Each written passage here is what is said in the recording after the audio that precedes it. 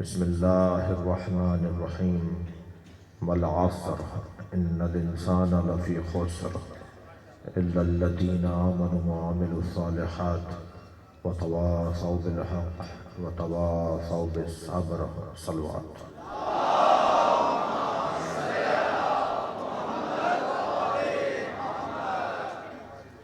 سورہ مبارکہ والعصر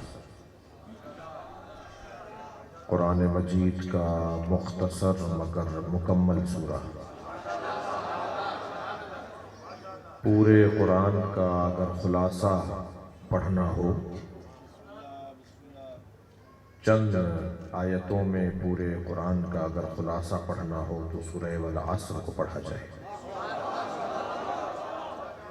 ویسے مختصر بات کرنا مشکل ہے، مختصر بات کرنا زیادہ مشکل ہے لمبی گفتگو کرنے کی نسبت۔ یعنی آسان بولنا مشکل ہے، مشکل بولنا آسان ہے۔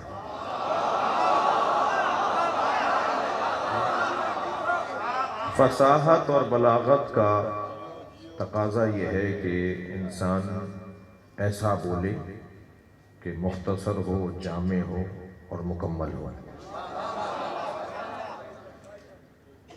خلاصہ دو جملوں میں بات کریں، ایک جملے میں بات کریں۔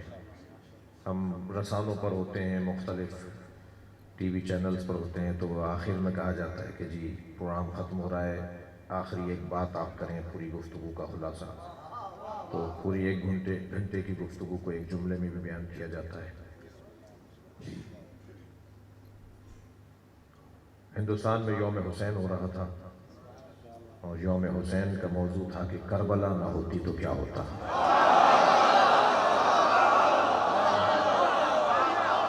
مضمون مہمان خصوصی تھے علامہ سید علی نقی نقن علی اللہ وقار۔ ہمارے ہاں مہمان خصوصی کے ساتھ ایک زیادتی ہوتی ہے کہ انہیں آخر میں خطاب کروایا جاتا ہے جب مجمع تھک چکا ہوتا ہے۔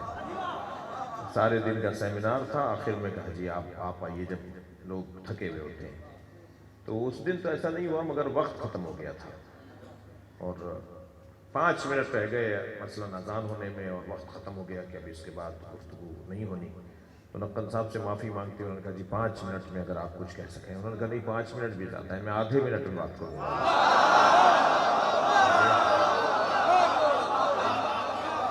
نقن صاحب مائک پر آئے اور سیمینار ہے کربلا نہ ہوتی تو کیا ہوتا۔ تو نقن صاحب نے کہا جی میں بسم اللہ پڑھ کے کہا جی ایک جملے میں پورے سیمینار کا خلاصہ کروں گا کہ اگر کربلا نہ ہوتی تو جمعے کی نماز بدھ کو ہوتی۔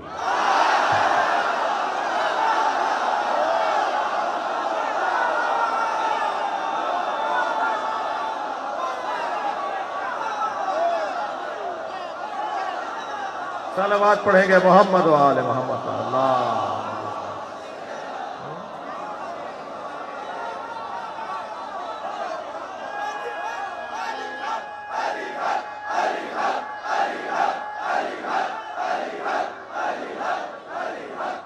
بلند تر صلوات پڑھیں گے نبی کی طرف۔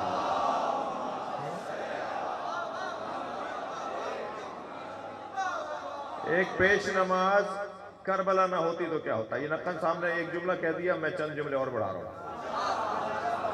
ایک پیش نماز پڑھا رہا تھا ایک ٹانگ پہ کھڑے ہو کر، ایک لطیفہ نہیں سنا رہا، ایک ٹانگ پہ کھڑے ہو کے نماز پڑھا رہا تھا، ایک ٹانگ انہوں نے ہوا میں معلق کی ہوئی تھی۔ تو نماز کے بعد کسی نے پوچھا کہ یہ کیا انداز تھا بھائی؟ کہنے لگے یہ آ رہے تھے نماز پڑھانے، رستے میں ان کا ایک پیر نجس ہو گیا تھا، تو نجس پیر کو علیحدہ کر دیا ہے۔ کربلا نہ ہوتی تو یہ ہوتا۔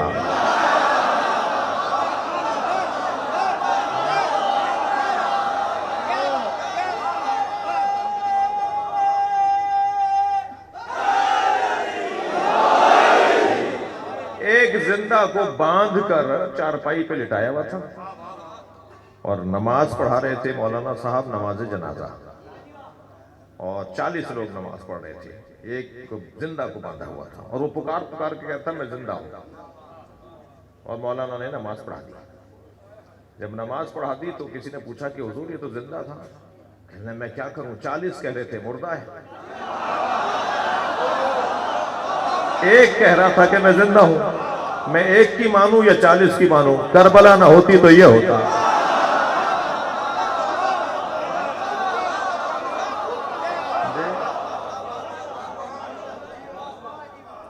افغانستان میں ایک جنازہ لے جا رہے تھے تو کہا جی جنازے کا منہ کھول کے دکھاؤ ہے کون؟ مرد ہے عورت کا؟ جی مرد ہے۔ کا منہ کھول کے دکھاؤ۔ اب مجھے منہ کھول کے دکھایا تو وہ داڑھی منڈا ہوا تھا، اس نے کلین شیپ کیا ہوا تھا، تو کہنے لگے اس نے گناہ کیا ہے، پہلے اس کو 20 کوڑے مارے جائیں گے پھر دفنایا جائے گا، کربلا نہ ہوتی تو یہ ہوتا۔ صلوات پڑھے تو محمد و آل محمد۔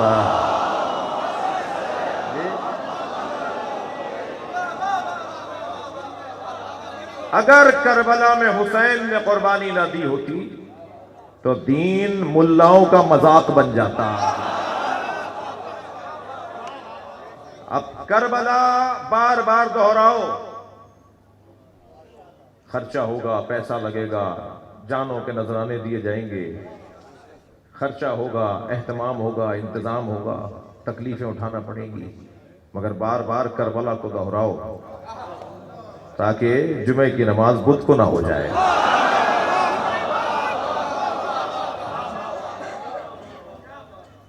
والعصر، تو خلاصہ مختصر پورے قرآن کا خلاصہ سورہ مبارکہ ہے والعصر۔ مجھ سے اگر کوئی کہے کہ کتنے عرصے سے مجلس پڑھ رہے ہیں تو مجھے یاد آ رہا ہے کہ میں کوئی 25-27 سال سے مجلس پڑھ رہا ہوں، بچپن سے ہی، کم سنی سے ہی، اور پھر مدرسے چلے گئے، پھر قم چلے گئے، اور پھر قم میں بھی بہرحال نالائق طالب علم نہیں تھے، تو مجھ سے اگر کوئی کہے کہ جی آپ نے 25-27 سال کی ریاضت اور محنت میں حضرت ابو طالب پر کتنی کتابیں پڑھی ہیں، تو میں کہہ سکتا ہوں کہ میں نے 10 سے زیادہ کتابیں حضرت ابو طالب کی عظمت پر پڑھی ہیں۔ شان ابو طالب بیان ہونی چاہیے، ایمان ابو طالب بیان کرنا توہین ہے۔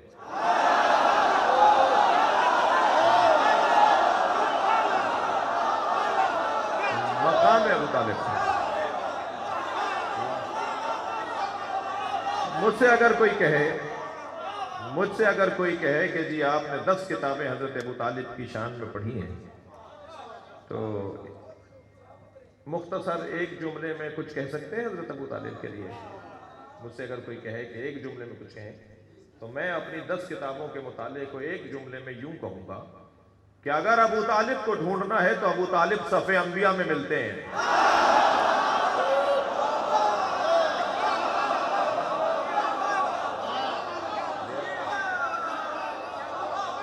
صلوات پڑھیں گے نبی کی ذات پر۔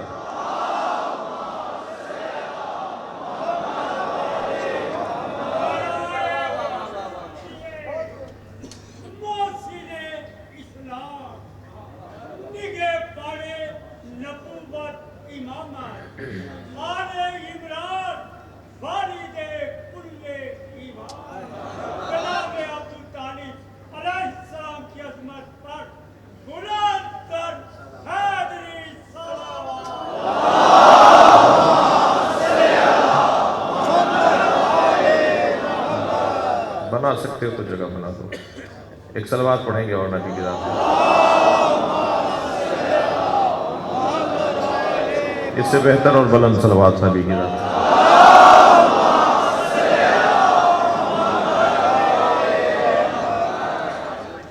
بات آگے بڑھے تو پورے قرآن مجید کا خلاصہ سورہ مبارکہ ہے والعصر۔ اللہ قسم کھا رہا ہے،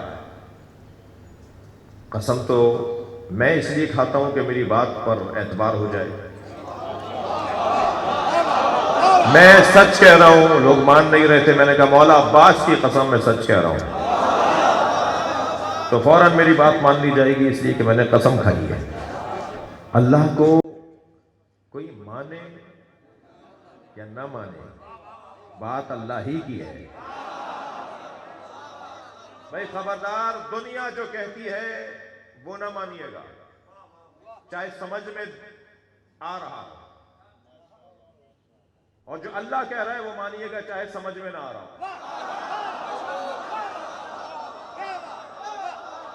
اس لیے کہ میری سمجھ بالتدریج بہتری کی طرف جاتی ہے۔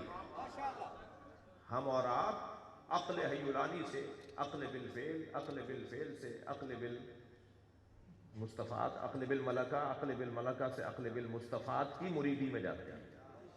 یعنی میری اور آپ کی عقل جب پیدا ہوتے ہیں تو عقل حیولانی ہوتی ہے، ایک ظرف کی طرح، ایک کٹورے کی طرح. پھر جب اس کو استعمال کرنے لگتے ہیں تو عقل بالفعل بن جاتی ہے. پھر عقل بالفعل جب اور بہتر ہو جائے تو پھر عقل بالملکہ بن جاتی ہے. ہم بہت بڑی عقل رکھیں گے نا تو ہماری عقل عقل بالملکہ ہوگی.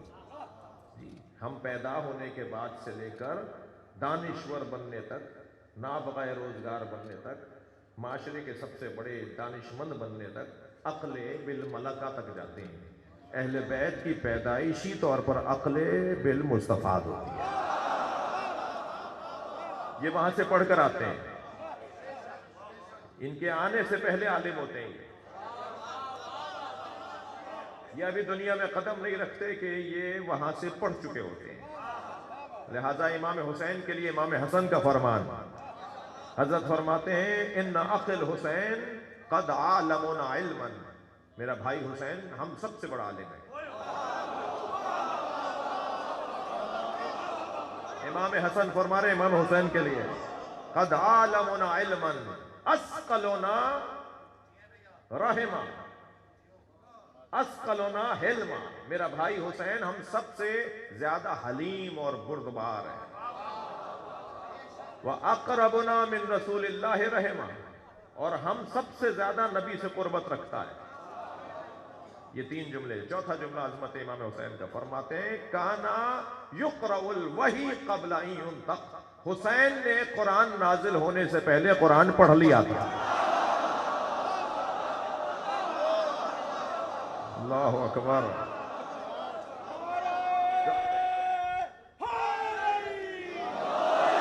کانا فقیہا قبل ان یخلق، حسین دنیا میں آنے سے پہلے فقیہ تھے. جی یہ تو ان کی کیفیات اور ان کی عظمت ہمارے ساتھ مقایسہ نہیں ہوگی، ہمارے ساتھ قابل مقایسہ نہیں ہے.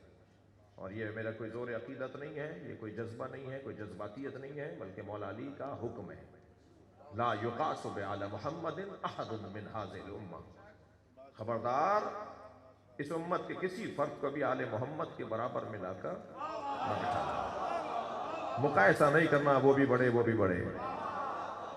جب اگر کسی بڑے کے ذکر کرنا تو اہل بیت کے علاوہ بات کرنا، اہل بیت کے برابر میں لا کر اہل بیت کے ساتھ کسی اور امت مصطفیٰ کی کسی فرد کو برابر میں لا کے نہ بٹھانا. جملہ سنے مولا علی کا، فرماتے ہیں کیفا یصبا من جرت نعمتہم، کیسے وہ اہل بیت کے برابر ہو سکتے ہیں جو اہل بیت کے ٹکڑے کھاتے ہیں.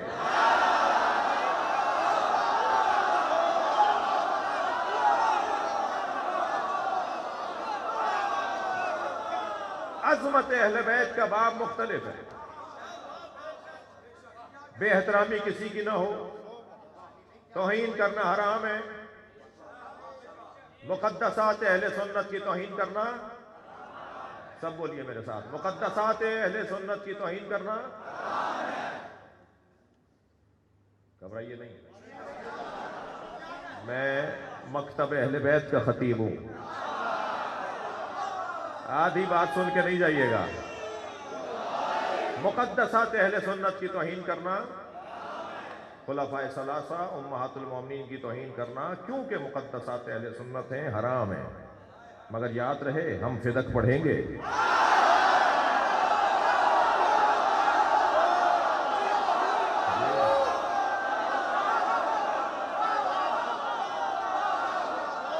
جی یاد رہے ہم خلافت بلا فصل علی کو ممبر سے بیان کریں گے. یاد رہے ہم افضلیت مولا علی کو بیان کریں گے. توجہ ہے. ذوبوا فی علی کما ہوا ذاب فی اللہ، علی میں ایسے گم ہو جاؤ جیسے علی اللہ میں گم ہو گیا.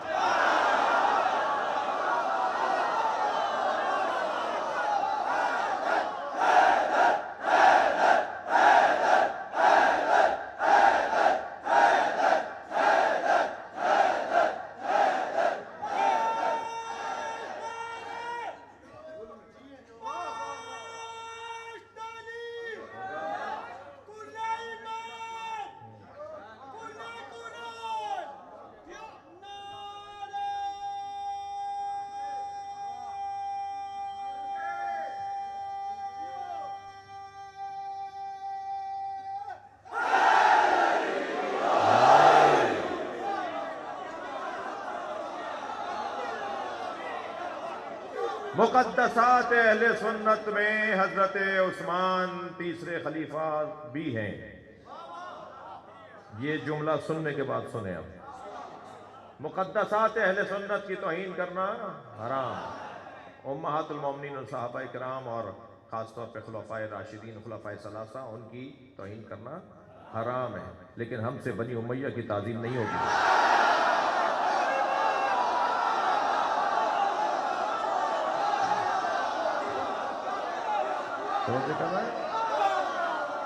دو ٹوک بات. اور میرے بچوں اور جوانوں صلوات پڑھیں محمد و آل محمد.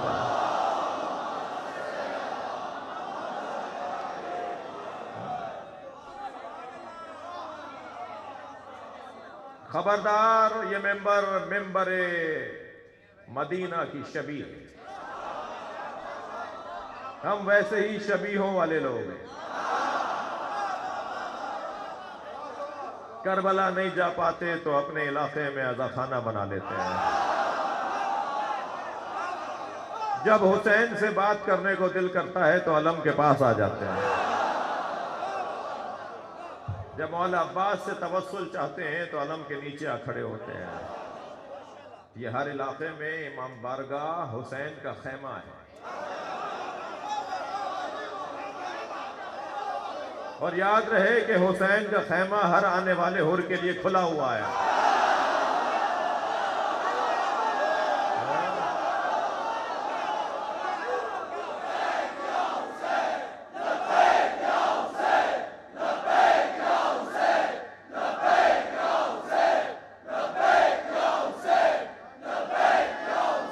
بلند تر صلوات.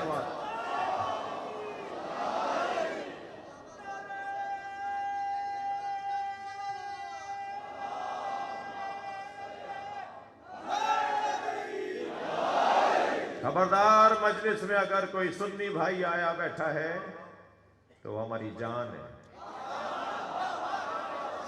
خود نے آج پکائی خود کھا لی یہ کون سا ہنر ہے؟ اپنے سنی بھائیوں کا احترام کیجیے گا. نیاز پہلے انہیں کھلائیے گا. پڑوس میں بھی جو میرے عزیز رہتے ہیں انہیں نیاز بھیجیے گا. اگر واپس کر دیں تو دوبارہ بھیجیے گا. اگر واپس کر دیں تو اس سے 12 بھیجیے گا. اس لیے ناراض ہونے کی ضرورت نہیں ہے. یہ آپ کا اور اس کا مسئلہ نہیں ہے, اس کا اور حسین کا مسئلہ ہے. میں یقین سے کہتا ہوں کہ 3 دفعہ سے زیادہ آپ کو زحمت نہیں ہوگی, پھر رنگ ہی بدل جائے گا. جو لوگ نیاز کو نہیں مانتے, سبیل کو نہیں مانتے, وہ مکے سے زمزم لا کے بانٹتے ہیں.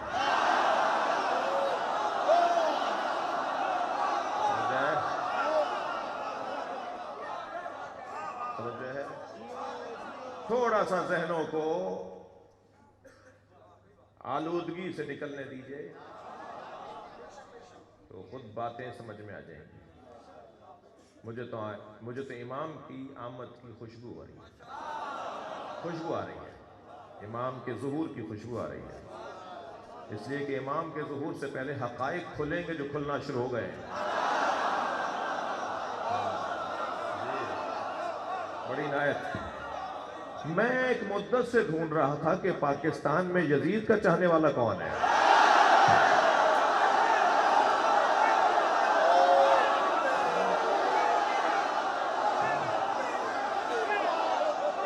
لبیک یا حسین.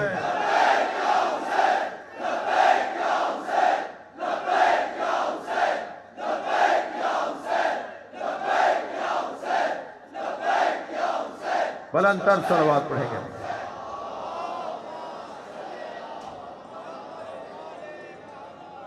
میرے بچوں اور جوانوں خبردار, اگر کوئی چپتا ہوا جملہ, کوئی تکفیری جملہ, کوئی دل آزاری کی پوسٹ آپ کے موبائل میں, آپ کے سوشل میڈیا, آپ کے واٹس ایپ پر آئے تو انہیں ویسا ہی جواب نہیں دینا. مہذب لوگ گالیاں نہیں دیتے ہیں. اس کے بدلے میں ایک جواب 3 جملوں کا لکھنا ہے. پہلا جملہ تو لکھنا ہے حسینیت، دوسرا جملہ یزیدیت، تیسرا جملہ پاکستان،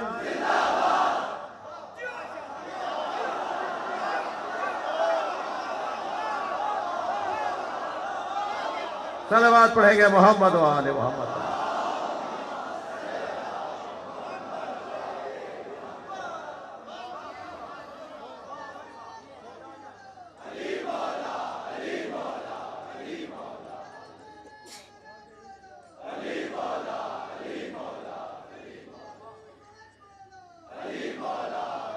ماشاءاللہ،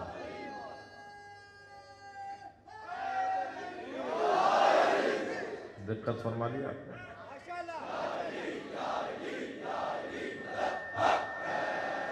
والعصر،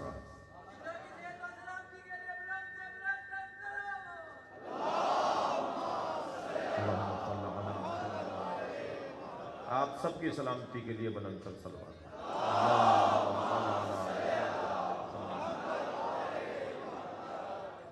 توجہ کر رہے ہیں آپ؟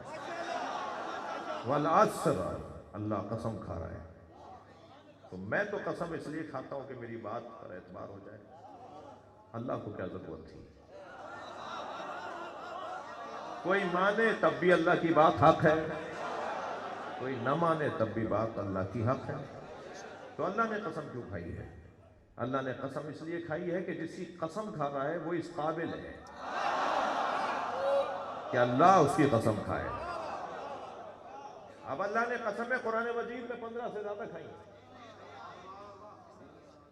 15 سے زیادہ اللہ نے قسمیں کھائی ہیں۔ واللیل والفجر والصبح والنہار، جی، والعصر۔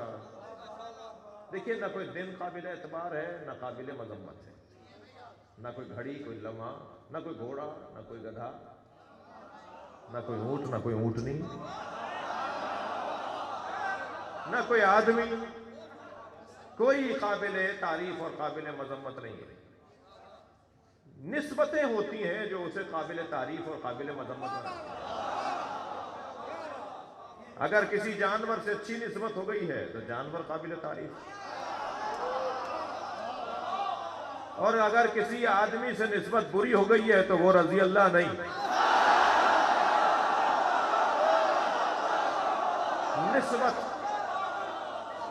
نسبت ہے جو تعریف اور مدح اور ذم کرواتی ہے۔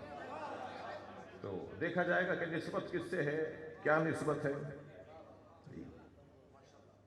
جتنی بھی اونٹنیاں دنیا میں ہیں وہ سب اللہ کی ہیں نا، مگر اللہ نے صرف حضرت صالح کے ناقے کو کیوں کہا ناقۃ اللہ، اللہ کا ناقہ؟ تو کیا اور اونٹنیاں اللہ کی نہیں ہیں؟ ساری اونٹنیاں اللہ کی ہیں، اللہ نے بنائی ہیں، اللہ کی ہیں، اللہ کی ملکیت ہے، مگر صرف ایک اونٹنی کیوں ہے ناقۃ اللہ؟ کہنے لگے اس پہاڑ سے اونٹنی نکلے، اس کے ساتھ بچہ بھی ہو، اس کا دودھ اتنا ہو کہ پوری امت دودھ پیے۔ خواہشات دیکھیے آپ، حضرت صالح کی امت ان سے معجزہ مانگ رہی ہے۔ آپ آمادہ ماشاءاللہ مکمل ہیں، مگر آمادہ کر کے ایک جملہ کہہ رہا ہوں، چاہنے والا معجزہ طلب نہیں کرتا۔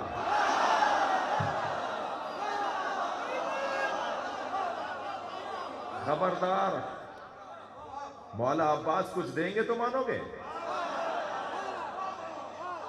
یہ چاہنے والوں کی نشانی نہیں ہے۔ کچھ دیں تب بھی اسی دروازے پر رہیں گے، نہ دیں تب بھی دروازہ چھوڑ کر نہیں جائیں گے۔ آیت اللہ جوادی عاملی حاضر آیت اللہ وحید خراسانی فرماتے ہیں کہ اگر میں نے یہ کہہ دیا کہ میں اہل بیت کے در کا کتا ہوں تو مجھے توبہ کرنا پڑے گی، اس لیے کہ دعویٰ بڑا ہے، دلیل نہیں ہے۔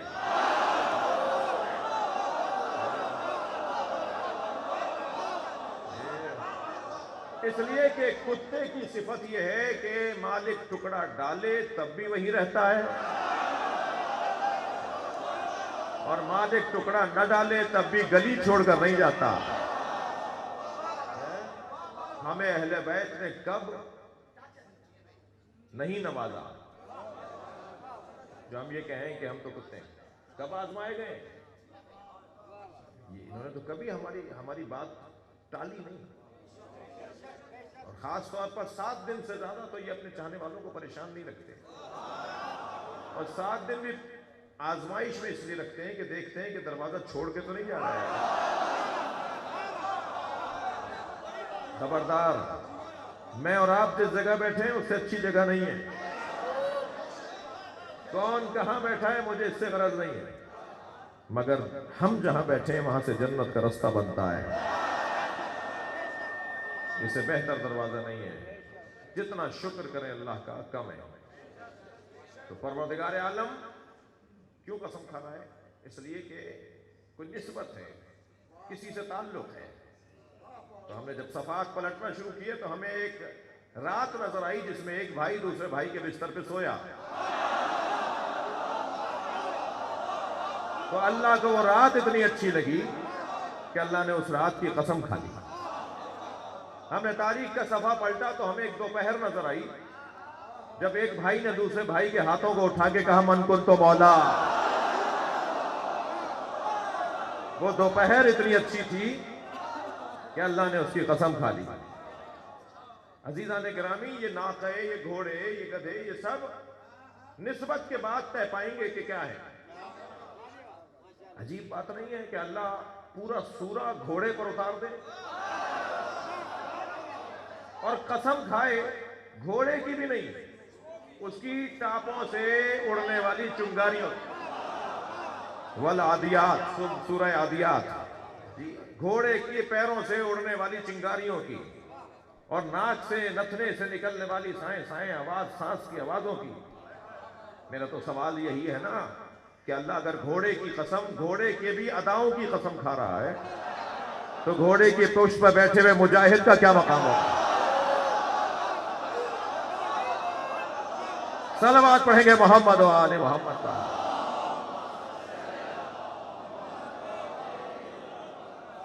والعصر،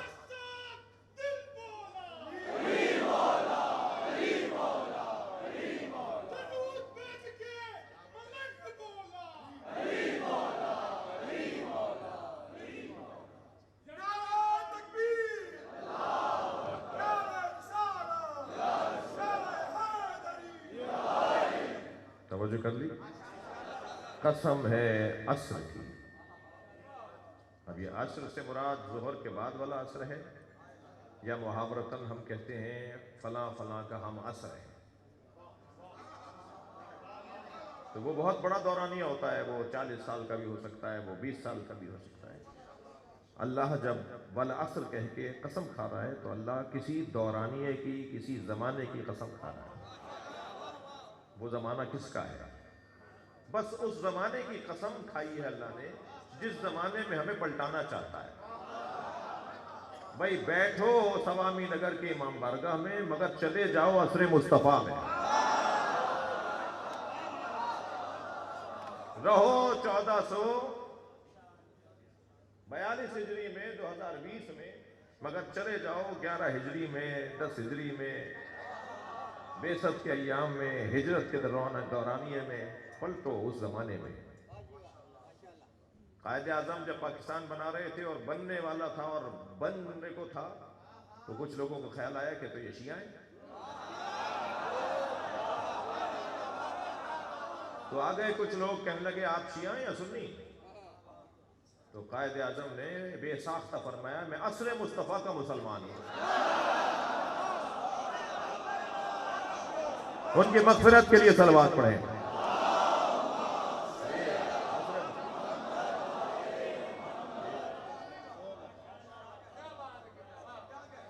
سارا مسئلہ یہ ہے، دقت ہے، سارا مسئلہ یہ ہمیں عصر مصطفیٰ میں پلٹنا ہے۔ اللہ نے قسم اس لیے کھائی ہے تاکہ اس دور میں پلٹ جاؤں، اسی زمانے سے ہمیں سب کچھ ملا ہے۔ یہ سنی، شیعہ، دیوبندی، بریلوی، سلفی، مالکی، شافعی، حنبلی، یہ تقسیم، اہل حدیث، یہ تقسیم ہماری ضرورت ہے۔ اسلام نے ہمیں ان عنوانوں میں تقسیم نہیں کیا، یہ ہماری ضرورت تھی، ہم نے خود سے اپنے نام رکھ لیے۔ 300 سال پہلے کچھ اور نام تھے، 600 سال پہلے کچھ اور نام تھے، یہ ہماری ضرورت کے مطابق ہمارے معاشرے نے نام رکھے ہوئے ہیں۔ اللہ نے صرف 2 ہی مسلک بنائے، اللہ نے ہمیں ان مسلکوں میں تقسیم نہیں کیا ہے، اللہ نے صرف 2 ہی مسلک بنائے ہیں جی، محکمات، متشابہات۔ الجھے ہوئے لوگوں کا مسلک، میں اور لفظ بہتر کرتا ہوں، تاریک رستے پہ چلنے والے لوگ اور روشن رستے پہ چلنے والے لوگ۔ صلوات پڑھ لیں اور محمد و آل محمد پر۔ والعصر،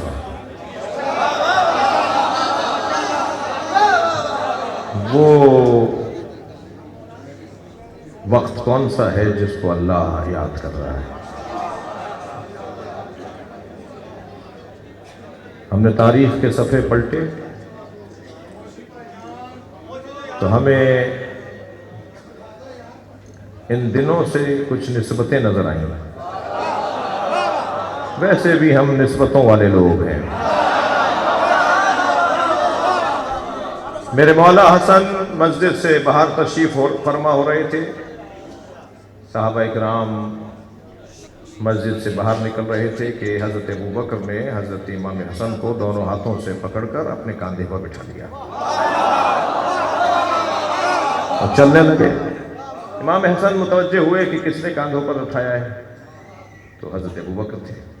مولا علی اس منظر کو دیکھ کے مسکرا رہے تھے، تو ایک صحابی نے پوچھا کہ ابوبکر تم نے حسن کو اپنے کاندھوں پر اٹھا لیا، تو فرمان لگے یہ شبیہ مصطفیٰ ہے، کم سے کم ایک صحابی نے یہ تو طے کر لیا کہ شبیہوں کو کاندھوں پہ اٹھایا جاتا ہے۔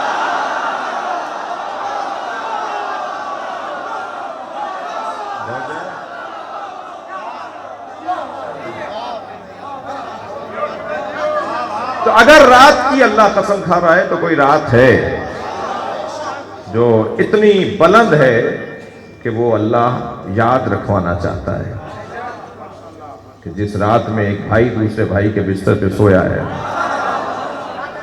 اور یہی عمل اب کہنے لگے جی ہمیں حضرت صالح کے لوگ، ہمیں اونٹنی چاہیے اس پہاڑ سے نکلتی ہوئی، اور اونٹنی کے ساتھ بچہ بھی ہو اور اس کا دودھ اتنا ہو کہ پوری امت دودھ پیے۔ تو جیسے ہی انہوں نے کہا نا کہ ہمیں اس پہاڑ سے اونٹنی چاہیے، تو پہاڑ تھا، آرزویں دیکھیے کیسی ہیں، تو فوراً حضرت صالح نے فرمایا ہٰذِهِ ناقۃ اللہ، یہ رہا اللہ کا ناقہ۔ تو پہاڑ پھٹنے لگا اور ایک اونٹنی باہر آئی، اس کے پیچھے پیچھے بچہ، اور مدتوں اس کا دودھ پیتے رہی پوری امت۔ وہ پہاڑ تھا، حضرت صالح نے ارادہ کیا تو اونٹنی ہو گئی۔ ولایت تکوینی اور کسے کہتے ہیں؟ اب دیکھیے وہاں اونٹنی نہیں تھی، فرمایا ہٰذِهِ ناقۃ اللہ، تو یہ ناقہ ہی اللہ کا ناقہ کیوں ہے؟ ساری اونٹنیاں اللہ کی ہیں؟ یہ ناقہ اللہ کا ناقہ اس لیے ہے کہ ایک نبی کی نبوت پر دلیل ہے، تو کبھی تو نبی کی نبوت پہ دلیل ناقہ بنتا ہے، کبھی کعبے کی دیوار پھٹ کر ایک آیت اللہ الکبریٰ سامنے آتا ہے۔ توجہ کر لیا آپ نے؟ تو پلٹنا ہے، والعصر، قسم ہے عصر مصطفیٰ کی، ہمیں عصر مصطفیٰ میں جانا ہے، اس دور میں پلٹنا ہے، اسی لیے اللہ نے قسم کھائی ہے۔ اور عزیزو یاد رہے، اگر مصطفیٰ سرکار سمجھ میں آ گئے تو ساری الجھنیں دور، اور اگر سرکار جو آج الجھنے ہیں وہ وجہ یہ ہے کہ سرکار کو سمجھا نہیں ہے۔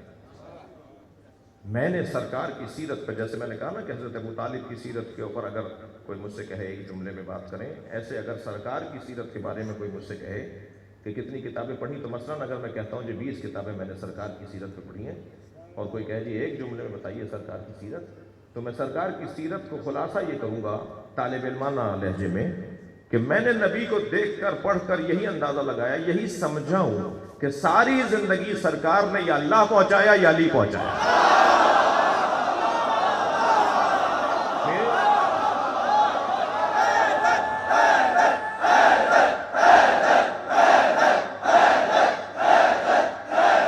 सलवात हदिया करेंगे मोहम्मद वाले।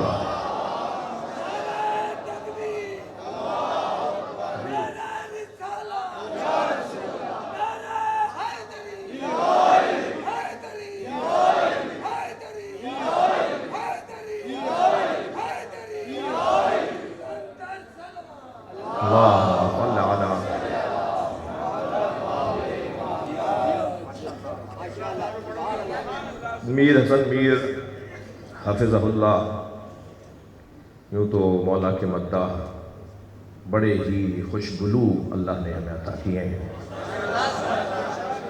और ज़ाकिरीन की सूरत में, मनक़बत खानों की सूरत में, नौहा खानों की सूरत में, ये अहले बैत के गुलशन की बुलबुलें हैं। जब ये चहकती हैं तो गुलशन में परिंदे बढ़ते हैं। मगर मीर हसन को इनके आबा व अजदाद से जो तरबियत मिली है, इनके परदादा, इनके दादा, इनके वालिद, इनके चाचा, ये सब मौला के नौकर। मैंने इनके परदादा को भी देखा, और मेरे भी दादा थे, मेरे दादा के भाई थे कह लीजिए, और इनके दादा को भी, इनके वालिद तो मेरे वालिद के अजीज़ भी थे और दोस्त भी थे। मगर मीर हसन को और लोगों से मैं इस तरह से वो करता हूँ कि अल्लाह इन जैसे लोगों में इजाफ़ा फरमाए। सादगी, सच्चाई, अज़ा को अपने ऊपर पहले नाफिज करना, जो अपनी आँखों पर अज़ा को नाफिज न करे, वो दूसरों से तवक्को रखे कि कोई और मेरे पढ़ने पर रोएगा, तो पहले वो खुद अज़ादार साबित होना। सादगी, कोई फैशन के कपड़े नहीं पहने हुए, कोई लंबे बालों की मैं मजम्मत नहीं कर रहा, अच्छी बात है किसी का शौक़ हो, मगर इन अंदाज, एक तरीक़ा, तो सरकार के भी लंबे बाल थे, कुछ गलत फहमी ना हो किसी को। लेकिन बहस ये है कि ये जो जिक्र है ना, ये ज़ात की नफ़ी, पहला सबक करबला का ज़ात की नफ़ी है। मेरे मौला हुसैन फरमाते, मन काना बादिलन फीना फलयरहल माना, जो अपनी ज़ात से हाथ उठाने को तैयार है वो मुझ हुसैन के साथ चलेगा।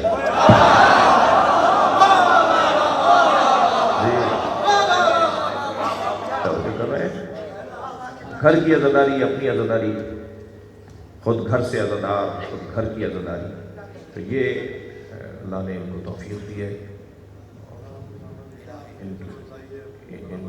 इनके लिए आप सब, हम सब मिलकर दुआ करें कि अल्लाह और इनके गले में दर्द अता फरमाए, और तादेर इन्हें मौला की खिदमत में मसरूफ़ रखे।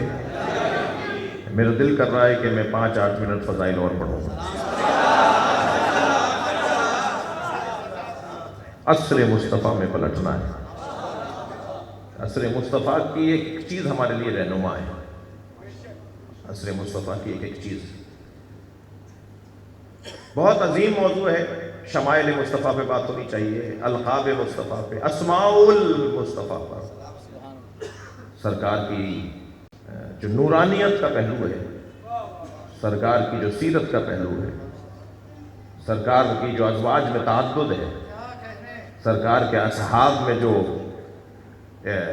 तकस्सुर है, और सरकार के अहले बैत से मुताल्लिक़ जो अज़मतें हैं, तो जो एक अल्लाह ने, अल्लाहु अकबर, मैं तो कुरान पढ़कर इस नतीजे पे पहुंचता हूँ कि ये आशिक़ और माशूक़ की गुफ्तगू है।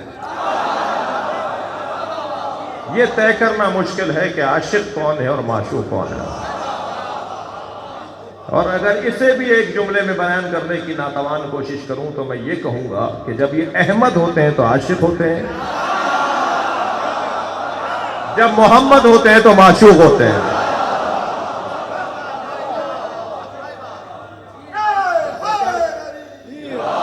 मेरे मौला अली से ज़्यादा बेहतर किसी ने नबी का तारुफ नहीं करवाया,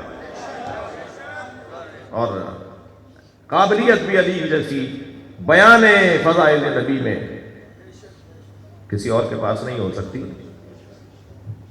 فرض محال فرض کیا جا سکتا ہے. فرض کیجیے سوامی نگر کے ایک بڑے چوک پر دو گاڑیوں میں تصادم ہو، ایکسیڈنٹ ہو، اور اسی خبر پھیلنے لگے اور سن کے لوگ جانے لگے، اور پھر واپس آ رہے ہوں تو پھر ایک دوسرے کو بتا رہے ہوں کہ 5 آدمی مرے. کچھ نے کہا نہیں جی آدمی کوئی نہیں مرے، 4 زخمی تھے. کسی نے کہا نہیں زخمی بھی نہیں تھے، 2 گاڑیاں ٹکرائی ہیں. کسی نے کہا جی وہ 2 گاڑیاں بھی نہیں ہیں، واقعہ ایک ہے، بیان مختلف کیوں ہے؟ بیان مختلف اس لیے ہیں کہ راوی مختلف مرحلوں پر پہنچے ہیں، لہذا جس نے جو دیکھا وہ بتا دیا. اب کوئی نبی کا 2 سال کا ساتھی ہے،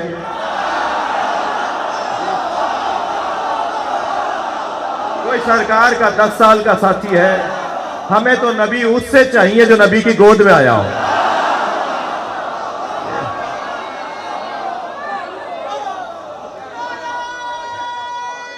جی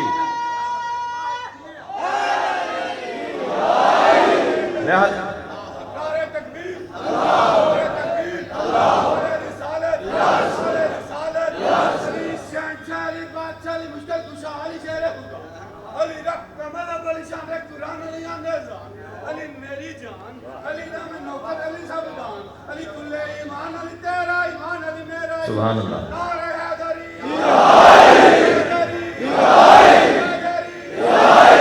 صف لنا نبینا یا علی. صحابہ اکرام جمع ہو گئے، تابعین بھی ہیں، کہ یا علی ہمیں نبی ایسے بتائیں کأننی ننظر الیہ، ہم کو اپنی آنکھوں سے نبی کو دیکھ رہے ہیں، ہم نبی کو دیکھنا چاہتے ہیں آپ کے بیان کے ذریعے.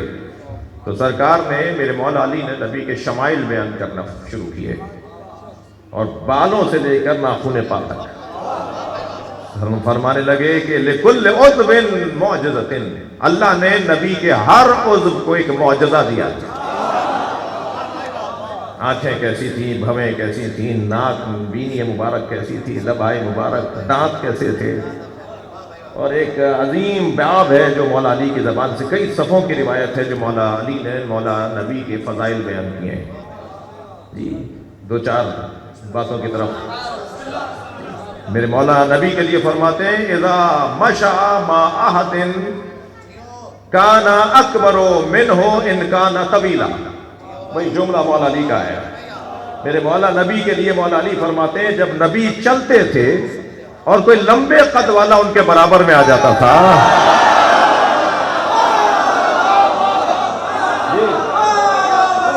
جب نبی چلتے تھے اور کوئی لمبے قد والا نبی کے برابر میں آ جاتا تھا تو نبی کا قد اس سے اونچا ہو جاتا تھا.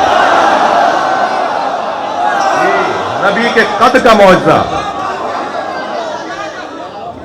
نبی کے قد کا معجزہ. اگرچہ وہ لمبا ہوتا تھا، ان کانا طویلا، اگرچہ وہ لمبا ہوتا تھا، نبی کانا اطول منہ، اس سے بھی زیادہ لمبے ہو جاتے تھے. اللہ نہیں چاہتا کہ کوئی قد میں بھی نبی سے بڑا ہو. عظمت مصطفیٰ بیان کر رہے ہیں. جی فتح خیبر کا موقع، بہت کچھ مال غنیمت میں ملا. مولا علی نے 40 دن خیبر فتح کیا. مال غنیمت میں کچھ جانور بھی نکلے، لائن سے باندھ کر کھڑا کر دیا تھا جانور. اونٹ تھے، اونٹنیاں تھیں، گائے بھینسیں، گدھے گھوڑے سبھی تھے. سرکار تشریف فرمائے اور مال غنیمت کی تقسیم ہو رہی ہے کہ اچانک نبی نے دیکھا کہ ایک گدھا ہے جو رسی چھڑا کر آپ کی طرف لپک رہا ہے. حضرت نے فرمایا اس کی رسی چھڑوا دو، دیکھو یہ کرتا کیا ہے. جب رسی کھولی تو وہ دوڑتا آیا، نبی کے پیروں کا بوسہ دیا اور کہنے لگا کہ میرے آباء و اجداد کی پشت پر کوئی نہ کوئی نبی یا وصی نبی بیٹھا ہے، میں محروم ہوں. کچھ دیر آپ سواری کریں یا علی سے کہیں مجھ پہ بیٹھے.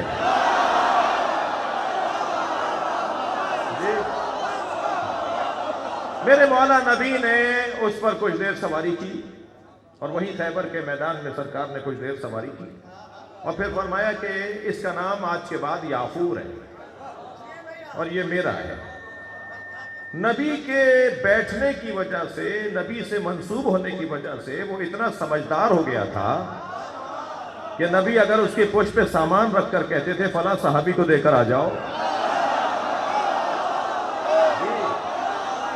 تو یہ اسی کو دے کر آتا تھا، اور اگر اس سے کہتے تھے کہ فلاں کو بلا کر لے آؤ، تو یہ اسی کے دروازے پہ جا کے آواز لگاتا تھا، اور وہ سمجھ لیتا تھا کہ نبی بلا رہے ہیں۔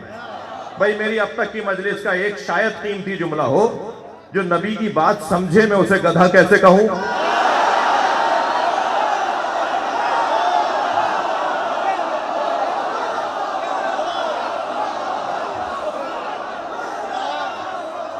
بہت شکریہ آپ نے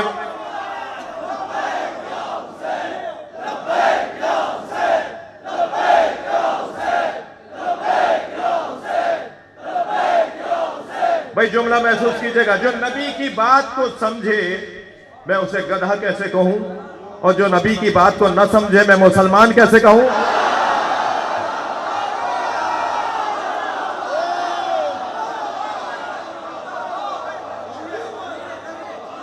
نبی کی معجزات میں ایک معجزہ یہ تھا کہ نبی کا سایہ نہیں تھا۔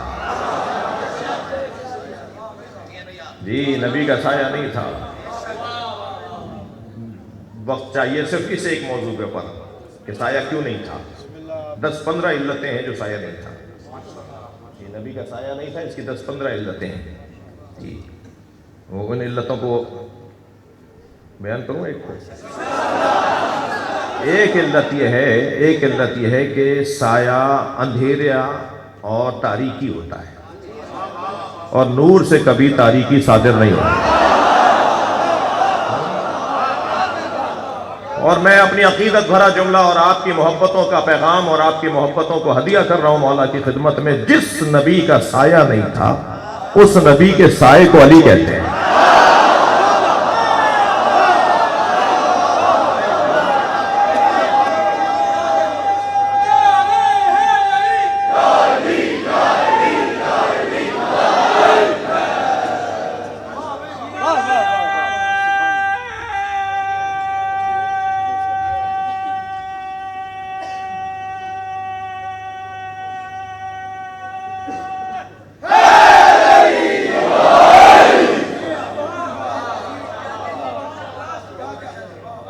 ایک شخص خواب دیکھتا ہے کہ نبی کی محفل ہے، سرکار سے میں نے سوال کیا کہ مجھے کھجوریں عطا کریں جو آپ کے سامنے رکھی تھی، تو سرکار نے چند مشت کھجوروں کی اٹھائیں اور میری جھولی میں ڈال دی۔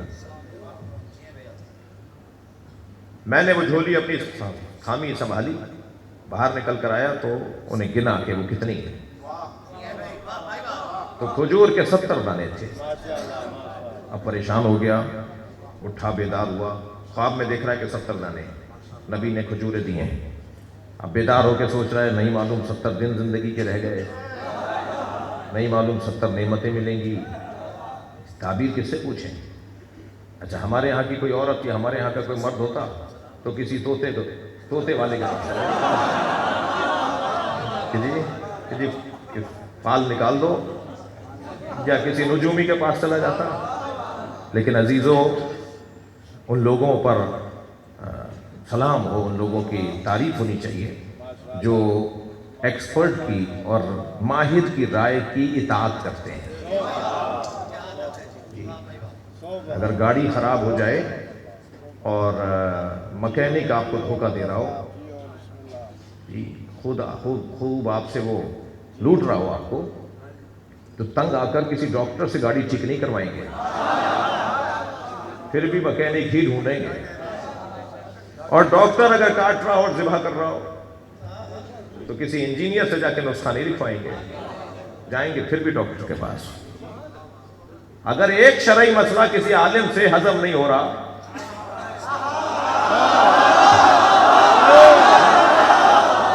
تو پھر مسئلہ پوچھنے کے لیے ککڑی بیچنے والے کے پاس نہیں جائیں گے، پھر بھی عالم ہی ڈھونڈنا ہوگا۔ تو ایکسپرٹ کی رائے معقول مسئلہ ہے۔ اب کہنے لگا کہ کس سے پوچھوں خواب کی تعبیر، نظر بھی سرکار آئیں، تو رہتا تو بصرے میں ہے اور میرے مولا خراسان میں، लंबी मुसाफतें तय करके खुरासान पहुंचा कि मैं उन्हीं के फर्जंद अली और रजा से पूछूंगा।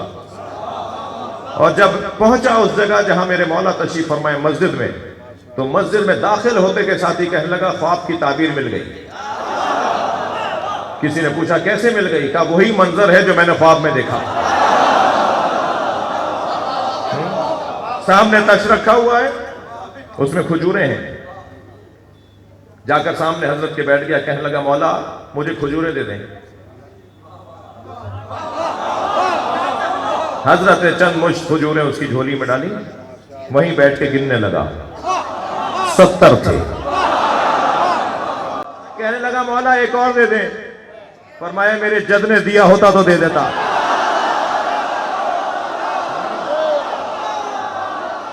सलावत पढ़ेंगे मोहम्मद व आले मोहम्मद।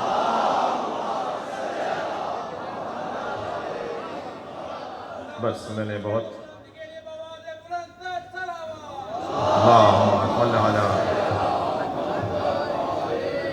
जहमत दिली आपको, बहुत इबादत में आपको मसरूफ रखा। आज़ादारी इमाम हुसैन की बुनियाद तो जनाब ज़ैनब ने डाली, मगर इस इमारत को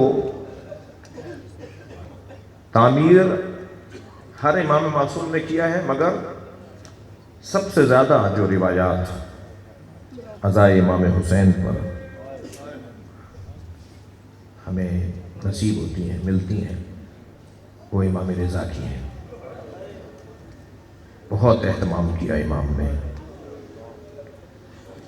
अपने एक चाहने वाले से कहते हैं, ये अपना शबीर करबला गए हो? का मौला एक दफा गया हूं। फरमाया जो जिंदगी में एक मर्तबा करबला जाए, हम उसकी शिफाअत की जिम्मेदारी लेते हैं, और जो हर साल जाए हम जन्नत में उसके मकाम की जमानत लेते हैं। एक दिन एक साहबी ने आकर कहा मौला बहुत परेशान हूं। फरमाया अगर तुम्हारा दिल गम दुनिया से भरने लगे, परेशानियां तुम्हें घेर लें, तुम्हारा दिल छोटा हो रहा हो, दिल घबरा रहा हो, फक के दिल हुसैन, तो खबरदार रोना भी तो हुसैन पर रोना। अल्लाह तुम्हारे सारे गम दूर कर देगा। अज़ादारों, मैं देख रहा हूं कि पहलू बदलने की जगह भी नहीं है, जितना आप तंग जगह में बैठे हुए हैं। ये भी गुजारिश करूंगा अपने भाइयों से कि मैं तो बहुत छोटा सा खतीब हूँ, मीर हसन को आइंदा पढ़वाएं तो जगह बड़ी बाहर कर लीजिए, किसी और जगह कर लीजिए। ये हादसा मंडला रहा होता है ऐसी कैफियत में, तो बाहर भी हो सकती है मजलिस। गौर कीजिएगा जब मीर को बुलाया आइंदा तो। आप तंग बैठे हुए हैं ना, मगर कोई पूछे दुनिया के किसी बिस्तर पर इतना इत्मीनान नहीं मिलता जितना इत्मीनान हुसैन की मजलिस में। मुझसे एक साहब कहने लगे जब ताबूत बरामद होता है तो धक्का लग रहा होता है, कोहनियां चुभ रही होती हैं, अंगूठे छिल रहे होते हैं, और एक अजीब मंजर नजर आ रहा होता है। अपने लोगों को समझाएं कि जरा आराम से इत्मीनान से, मिलकर नहीं। यह अज़ादारी हमारे सब्र की मश्क है। जब मजलिस में एक अज़ादार को दूसरे अज़ादार का धक्का लगता है तो वो अपने नफ्स को, अपनी ज़ात को मारते हुए कहता है ये भी हुसैन का अज़ादार है। जैसे मैं रोने आया हूं, जैसे ताबूत को हाथ लगाना मेरी आरज़ू है, ऐसे इसकी भी तो है। लिहाजा ये खुद ब खुद खुदकार एक अमल है कि हमारी तरबियत हो रही है, बर्दाश्त की, तहम्मुल मिजाजी की। आइम्मा अहले बैत में सबसे ज़्यादा जिस इमाम ने करबला को याद करवाया है वो ये इमाम रज़ा है। 2 मुहर्रम याद रहे कि जब चांद रात में इख्तलाफ और तरद्दुद होता था ना कि मुहर्रम का चांद हुआ या नहीं, तो इमाम की गली से लोगों का गुजर बढ़ जाता था। और अगर कोई पूछता था कि यहाँ से आज लोग ज़्यादा क्यों गुजर रहे हैं, تو کہتے تھے اگر اس گھر سے رونے کی آواز آ گئی ہے تو ہم سمجھ جائیں گے کہ محرم کا چاند نمودار ہو گیا. اجرکم اللہ، اجرکم اللہ. محرم کا چاند نمودار ہوتا تھا. امام رضا کے گھر میں فرش بچھ جاتا تھا، کالے پردے آویزاں کر دیے جاتے تھے، اور روزانہ کوئی نہ کوئی شاعر مرثیہ سنانے آتا تھا. 2 محرم میں دیبل خزائی میرے مولا رضا کے شاعر، وہ آ کر کہتے ہیں مولا میں آپ کے جد حسین کا مرثیہ لایا ہوں. فرمایا دیبل ذرا کچھ دیر صبر کرو. غلام کو بلا کے کہا پردہ گرا دو، بیویوں سے حرم سے کہو کہ آ کے بیٹھ جائیں. کرسی رکھ کر فرمایا دیبل اب مرثیہ پڑھو. گھر کے تمام افراد موجود ہیں، حرم بیویاں موجود ہیں پردے کی اس جانب. دیبل نے کرسی پہ بیٹھ کر مرثیہ پڑھنا شروع کیا. اور مرثیے کے ایک مصرع، پہلا مصرع یہ ہے یا فاتی قومی یبنت الخیر فندلی، اے فاطمہ زہرا بہترین مخلوق کی بیٹی جنت البقیع کو چھوڑ کے کربلا آ جاؤ. اے فاطمہ کربلا میں آسمان سے تارے اتر رہے ہیں. اے سیدہ کربلا میں آسمان سے چاند کے ٹکڑے اتر رہے ہیں. اے فاطمہ کربلا آ جاؤ، ایک جانب تمہارا پوتا علی اکبر ایڑیاں رگڑ رہا ہے. دیبل کا مرثیہ پڑھ رہا ہے اے فاطمہ کربلا آ جاؤ، عباس کے بازو کاٹے جا رہے ہیں. اے سیدہ کربلا آ جاؤ، تمہارے قاسم پہ گھوڑے دوڑائے جا رہے ہیں. ایک ایک شہید کا بیان دیتے ہوئے دیبل نے کہا اے فاطمہ جب سب جگہ رو لو تو نشیب کربلا میں آ جاؤ، حسین گھوڑے سے گرائے جا رہے ہیں. اجرکم اللہ، اجرکم اللہ. یہ مرثیہ دیبل نے یہاں مکمل کر دیا تو امام رضا کی آواز آئی دیبل اس میں 2 مصرے اور بڑھا دو. ابھی آپ تابوت کی زیارت کریں گے، ماتم ہوگا، نوحہ ہوگا. عزادارو تابوت بھی اس امام کا ہے جسے غربت میں مارا گیا ہے، جس کی بہنیں اس کے جنازے پہ رونے کو نہیں تھیں، جس کے گھر والے کاندھا دینے کو نہیں تھے، جنہیں غربت میں مار دیا گیا. غریب الغربا. اجرکم اللہ. جب نکل رہے تھے نا مدینے سے تو اپنے چاہنے والوں سے کہنے لگے مجھ پہ نوحہ پڑھو، میرا نوحہ پڑھو. اور اس لیے نوحہ پڑھو کہ جب میری میت، میرا جنازہ اٹھے گا تو کوئی مجھ پہ نوحہ پڑھنے والا نہیں ہوگا، میں غربت میں مارا جاؤں گا. امام رضا نے فرمایا دیبل اس میں 2 مصرے پڑھا دو. بس مجلس میری مکمل ہو گئی. دیبل اس میں 2 مصرے پڑھا دو کہ اے فاطمہ جب کربلا میں حسین پہ رو چکو تو خراسان میں اپنے غریب بیٹے کی قبر پہ آ جانا. دیبل نے کہا مولا مجھے نہیں پتا بی بی کا کون سا بیٹا خراسان میں. فرمایا دیبل مجھ غریب کو خراسان میں مارا جائے گا، میری قبر خراسان میں بنے گی. دیبل نے مصرع بڑھایا، 2 مصرے بڑھائے. اے سیدہ جب کربلا میں رو چکو تو خراسان میں اپنے بیٹے علی ابن موسیٰ رضا کی قبر پہ آ جانا، اسے غربت میں مارا جائے گا. دیبل نے یہ مصرع کہا، پردہ ہٹا کر کنیز باہر آئی اور کہنے لگی دیبل خاموش ہو جاؤ اور کچھ نہ کہنا. معصومہ قم رو رو کر بے ہوش ہو گئے. میں سیدہ معصومہ سے کہوں گا بی بی ابھی تو خبر شہادت سنی، آپ سے برداشت نہیں ہوا. سلام ہو زینب کبریٰ پر، ایک ٹیلے پہ کھڑی بھائی کو ذبح ہوتے دیکھ آوازیں دیتی رہی کوئی ہے. اللہ لعنت اللہ علی قوم الظالمین. یا حسین